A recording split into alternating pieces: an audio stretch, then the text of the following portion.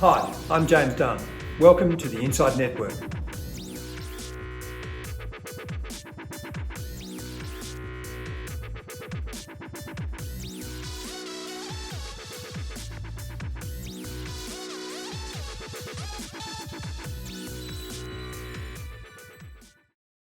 Welcome to INDepth, and my guest is Ashok Bhatia, Deputy Chief Investment Officer, Fixed Income at Neuberger Berman. Welcome, Ashok. Thanks for having me, James. It's a pleasure. And the topic we're looking at today, Ashok, is the renewed search for yield demands flexibility. And that really is, it's not going away, is it, that imperative for the search for yield on the part of investors? No, if anything, I think, and we think that's likely to accelerate over the coming years. We're going to be, once we're, the world is emerging from this COVID period, but we're still going to be, we think, in a world of zero or close to zero interest rates among a lot of the developed economies. We're still going to be in a world of, rising but generally low inflation. And importantly, in a world where central banks are very active participants in trying to maintain yields low across the world.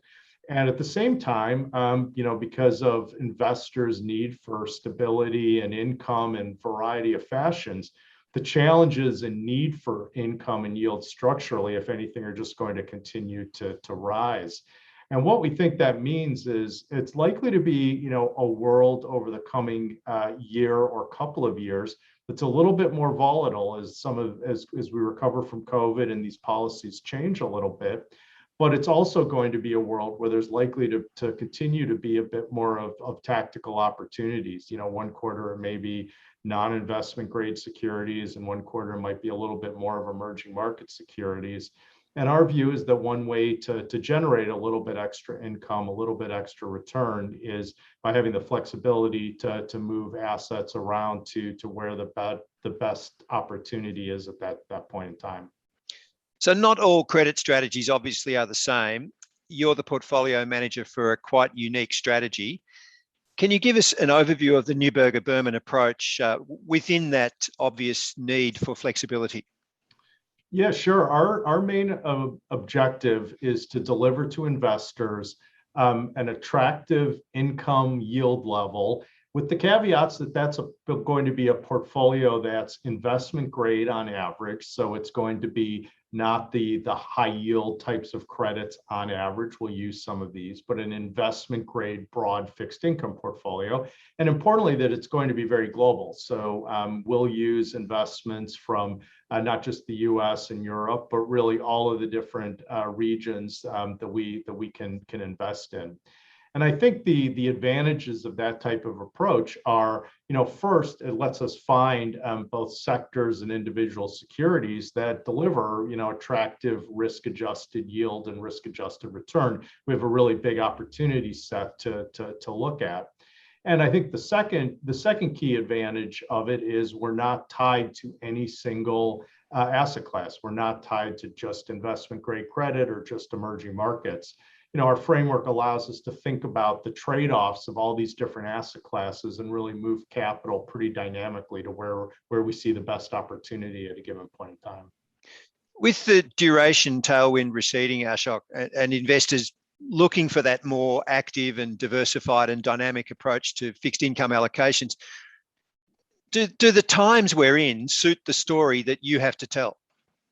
Yeah, I think there's obviously a bit of a trade-off here. If you want and need more income, there's a natural desire to, or a natural one way to solve for that problem is to go invest in riskier securities by credit rating, or by investing in longer duration or longer maturity securities, which will often have a little higher yield. Now, those two things come with trade-offs. You may end up taking more credit risk, or James, on your question, you may take more exposure to a rising interest rate environment.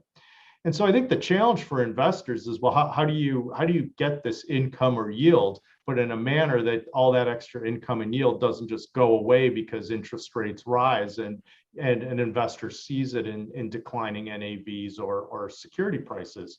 And so I think, the two ways we think about that are, first is, how do you manage portfolio durations and portfolio interest rate exposures to be positioned for what we do think will be a gradually rising interest rate environment? And there's a number of things we can do in that area. But the second is to also emphasize, credit and income securities that may have a little bit shorter maturity or a little bit more shorter duration. It helps us meet the income and yield objectives while also trying to position the portfolios defensively as we can against rising interest rates.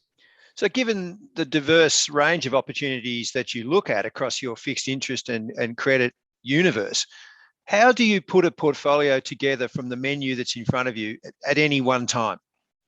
Well, the core of what we do is assess expected returns and expected risk of those returns over the next 12 months.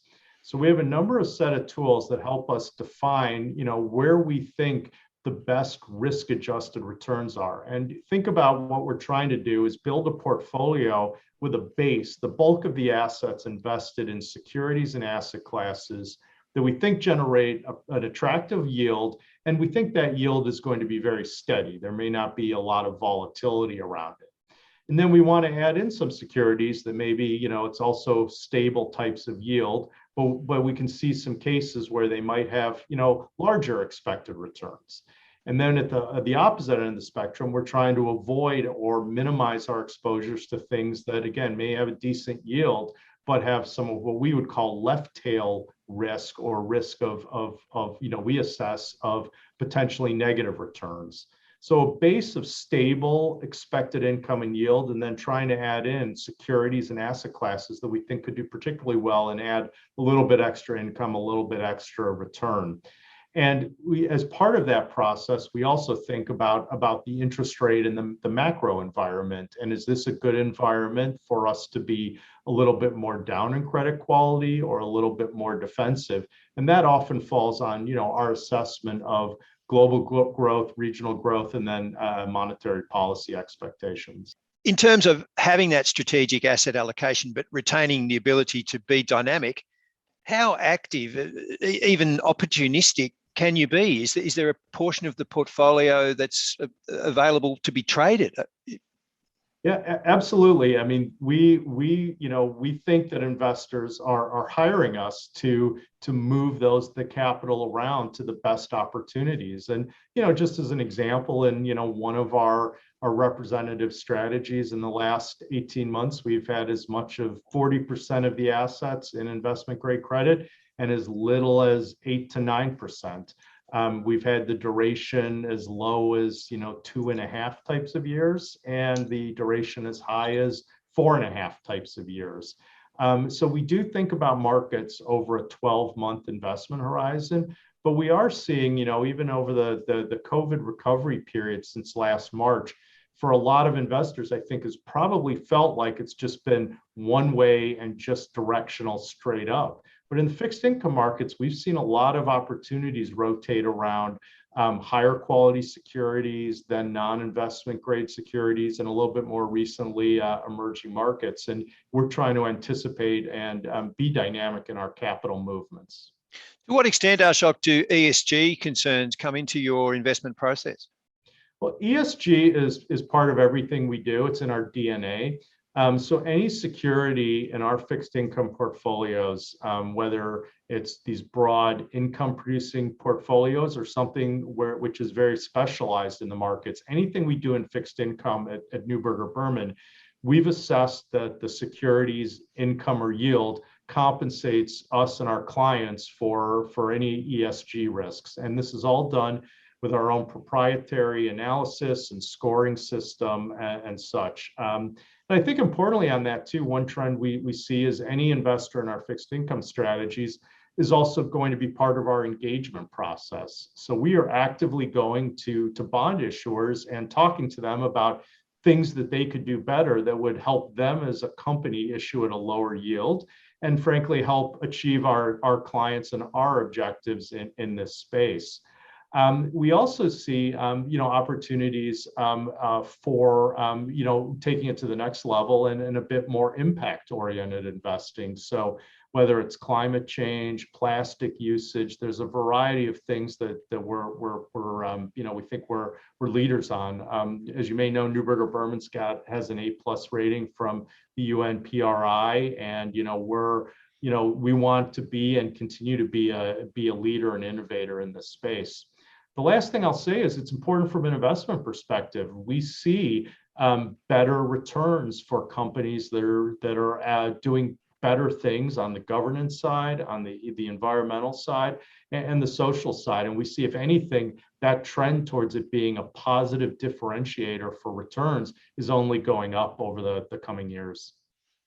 Active management and relative value are fairly common concepts in share market investing, obviously, but they seem to be less appreciated in the world of fixed interest among investors, particularly where we are hopefully coming out of a pandemic, Ashok. Just how important are those concepts, both on their own and vis-a-vis each other?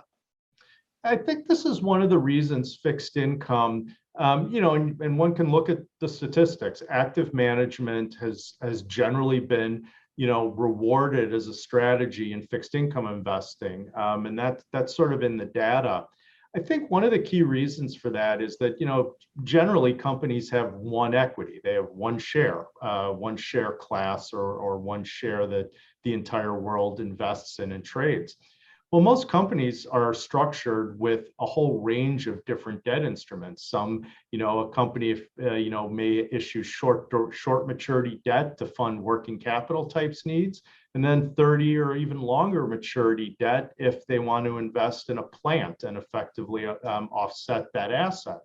So fixed income, by its nature, has a whole wider range of securities. And we also see securities that the equity markets don't see.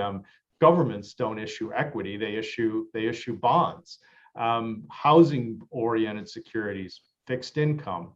And so I think the complexity, as well as the number of individual securities, is something that has allowed active management to continue to shine in fixed income.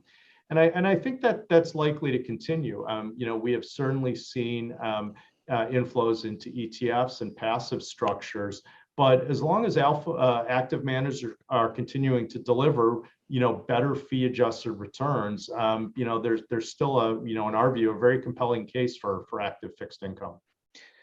The breakdown in your portfolio between investment grade and non-investment grade, how broad are the ranges in which that proportionality moves around? Is the portfolio always predominantly investment grade, or can there be circumstances where it skews the other way? Well, in order to achieve, one of our overarching objectives of this strategy is that the overall portfolio will be investment grade on average. That's one of our North Stars in the strategy. And in order to do that, it means we do have to keep the bulk of the assets in investment grade securities. So I think an investor in the strategy should expect to see a good solid weighting in BBB, BB, single A types of securities. We do hold AAA types of securities from governments and government agencies, and we'll tend to own a little bit of things, say at the CCC level, no more than a few percent. But it will always be investment grade on average, and that investment grade security composition is generally corporates, governments, and quasi-government types of securities. Thank you, Ashok. This has been In Depth with Ashok Bhatia, Deputy Chief Investment Officer, Fixed Income at Neuberger Berman. Thanks very much for your time, Ashok. No, thank you, James.